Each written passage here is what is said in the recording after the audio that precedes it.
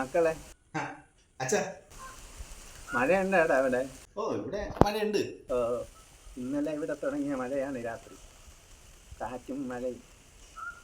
Mullaperiyar dam വല്ലതും പൊട്ടോ? മുല്ലപ്പെരി ഇടാൻ പോട്ടാ. എന്താ അച്ഛൻ ഇപ്പൊ അങ്ങനെയൊക്കെ തോന്നാൻ? അല്ല മക്കളെ, ഇന്നലെ ഷാജിയുടെ മോൻ്റെ കൂടി ഒരു സിനിമ കാണാൻ പോയി, ഗഗനചാരി. ഗഗനചാരിയ? ഈ തുടക്കത്തിൽ കാണിക്കുന്നത് മുല്ലപ്പെരിയാർ ഡാമൊക്കെ പൊട്ടിയതിന് ശേഷമുള്ള കേരളമാണ്. കേരളത്തിൽ ആരും താമസിക്കാനില്ല. അത് കണ്ടപ്പം മനസ്സിനൊരു പിടച്ചില്ല. ഇനി അങ്ങനെല്ലാം സംഭവിക്കുമെന്നൊരു പേടി. അതൊക്കെ സിനിമയല്ലേ അച്ഛാ? പൊട്ടുണ്ടോ അല്ലാത്തൊരു പേടി.